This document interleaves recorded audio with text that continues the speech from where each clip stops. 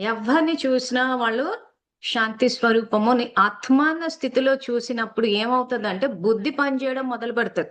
So బుద్ధి పనిచేయడం మొదలు పెట్టినప్పుడు ఇవి ఏవైతే విపరీతమైన మన తాహతకు మించి ఏవైతే కోరికలు కలుగుతున్నాయో ఆ కోరికలు కలగవు.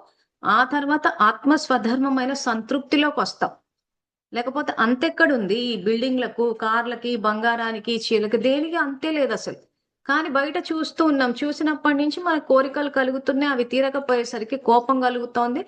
ఆ కోపం వల్ల స్వధర్మాన్ని మర్చిపోతున్నాము. స్వధర్మం మర్చిపోయేసరికి పరధర్మంలోకి వచ్చి అక్కడి నుంచి పతనం అయిపోతున్నాం. అంటే కొన్ని సంపద వస్తోంది.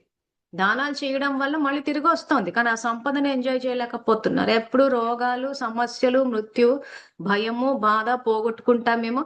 అదే స్వధర్మంలో ఉండి సంపాదించి చూడండి, మన సంపాదన ధర్మ మార్గంలో సంపాదించాం కాబట్టి అది పోయే అవకాశమే లేదు. ఎంతో మంది అధర్మ మార్గంలో సంపాదించారు. నోట్లు రద్దు చేసినప్పుడు నానా కష్టాలు పడ్డారు. సో సంపాదించే సుఖమే ఉంది. సో ధర్మ మార్గంలో సంపాదించిన డబ్బు వస్తుంది. సో అది ధర్మ మార్గంలో సంపాదించాం కాబట్టి అది పోయే అవకాశమే లేదు కాబట్టి ఆ భయమే పోతుంది. అయ్యో పోగొట్టుకుంటే ఇప్పుడు ఆ పోగొట్టుకుంటామేమన్న భయమే ఎక్కువైపోయింది.